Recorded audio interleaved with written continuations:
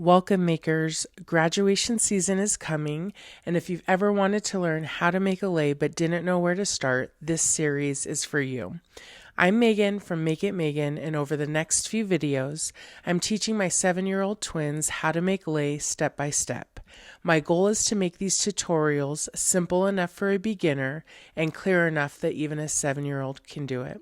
So if they can do it, you definitely can too. Let's get started. Today we're starting with the basics most people never see, like where flowers come from, how to take care of them, and how to prepare them so they actually last. There are a few main ways to source flowers depending on where you live. The first option is a flower wholesaler. Most require a business license or tax ID to shop there, so this option is going to vary by the area you live in. Some of you may have a local flower market, like the LA Flower Market, which is open to the public.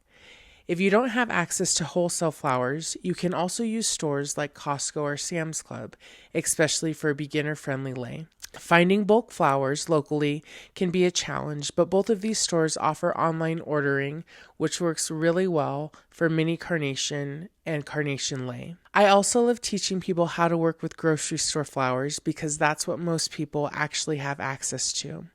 A lot of my previous tutorials use grocery store flowers, and as we get closer to graduation season, I'll be sharing even more ideas using what you have access to. A lot of my previous tutorials use grocery store flowers, and as we get closer to graduation season, I'll be sharing even more ideas using what you can easily find. In the florist world, we call this step processing flowers. Before we use them in a lei, we need to hydrate them properly. Doing this step right is what helps your lei last longer. Come along with me as I teach my daughter the basics. It's a little magnet. Okay. Mic check. Mic check. Mic check. Supplies that we're starting with so that we can get our flowers processed. So you can use these type of buckets from Home Depot. There's also some like square buckets that we use as florists, but mine have disappeared. We have our flower food. This is one from the wholesaler. This is one, a smaller one you can get on Amazon. So I'll link that as well. But what we're gonna do first is we're gonna wash all of our buckets to make sure that they're clean. A gallon of water and 4 pumps of this. So we'll start with washing our buckets. Scrub it. See, look. Put some soap on. Scrub it, scrub it, scrub it, scrub it, dummy. Scrub it. On its high. Oh, get it. Oh, and make sure it's all clean for the flowers. Lavita's gonna add a gallon of water. Fibs in there. My favorite florist scissors on Amazon. You can also just use what you have and make it work. We're gonna grab the flowers. The flowers that we're using today are from the online wholesaler and they were shipped here from LA. Minutes later.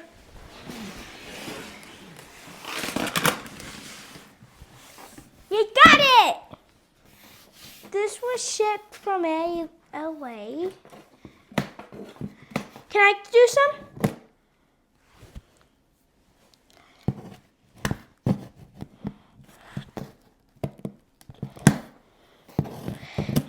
Roof. Okay, these are super sharp. This looks so cool. This was shipped from LA, guys. So grab a ham for LA. Okay, some of these flowers are kind of fragile, like these ones. Oh, we stop with those. These are called orchids. Okay? Orchids. What these are called? Leaves. Tea leaf. There's a lot of different leis, but like we use them in the Tongan Kahala, Hawaiian leis. So we'll come back to these. Hydrate the flowers. When we cut this flower is going to drink up the water, okay? Okay. Here's the rules. If you have leaves that get in the water, it makes bacteria, and then your flowers are not going to stay fresh. So any leaves that are low down here, we're just going to pull it off, okay?